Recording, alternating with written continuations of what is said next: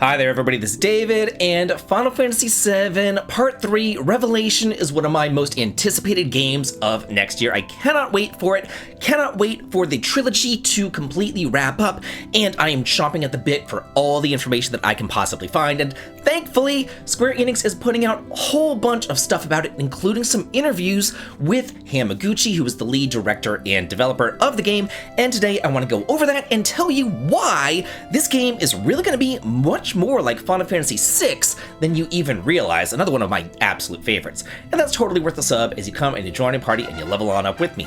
Thank you so much for your sub, your like, and your brand new hype. It helps me out a ton. So here he goes over the map design, your freedom of choice, as well as the new battle systems and all that kind of good stuff. But what really caught my eye was how he said that you get the high wind after about 5 or so hours, and then you can go anywhere and you can do anything in any order that you want, which I think is amazing. I love it whenever you get, that kind of freedom, that kind of choice in a game, just like in the world of Ruin in Final Fantasy VI.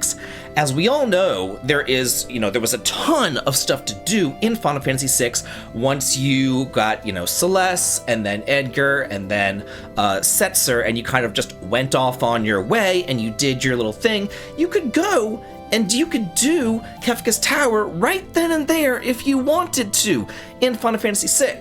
Or you could go off and you could spend 20, 30, 40 hours combing the world of Ruin and doing whatever it is that you wanted.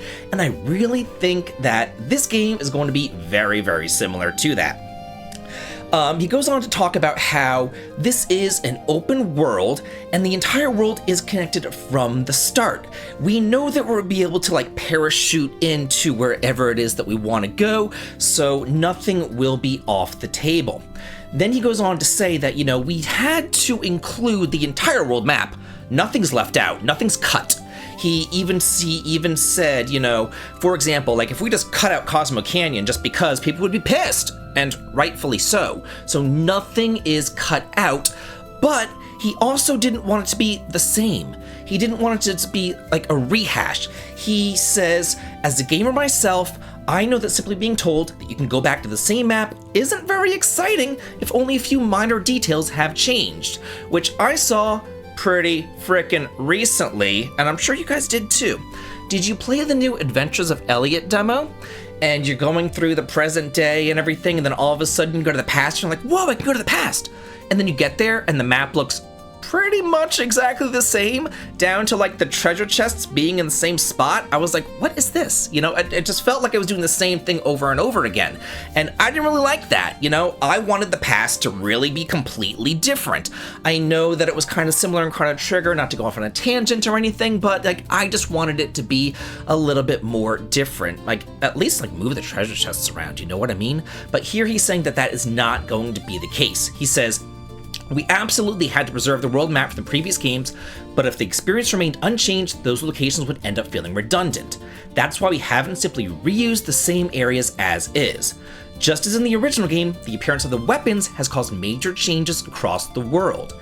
The visual identity, the atmosphere, the setting remain familiar, but the maps themselves are different from those in the previous game. So everything is different. He says that he wants you to experience these differences as well. For example, he goes on to say that there might be some changes that they apply, like the sequence of the story itself. And he uses Rocket Town as an example, saying that, obviously that should have been done in part 2. Rocket Town should have been introduced back in Rebirth instead of being introduced in Revelation.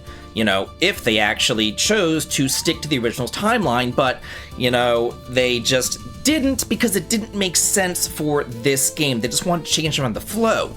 So they're not taking anything out, they're just kind of moving it around, placing it in a different spot, He actually says that it will not happen until the second half of Revelation. So it looks like you don't go to Rocket Town, So the first 5 hours or so of the game would be kind of on rails, going on in, doing all that kind of stuff, and then the second half would be the exploration part. So he's saying, you can go and maybe Rocket Town is optional, and you can go there and you can explore that, at your leisure on your own. He goes on to say, the general idea is not to make any changes or omit anything. The orders might be shifted up a bit, but in that sense, I think that we were able to keep everything as close as we can, so I think the team and I did a pretty good job at that. We're pretty confident that we're able to remain true to the original. I have a feeling that we might see many of the pieces missing from the first two halves of the remake, but I suppose that we won't know until 2027. So yeah, he is actually kind of like leaving like a little mystery there as well. Another thing that he goes on to talk about is the mini games. He says that one of the major criticisms that the game faced, that it was bogged down with too many mini games.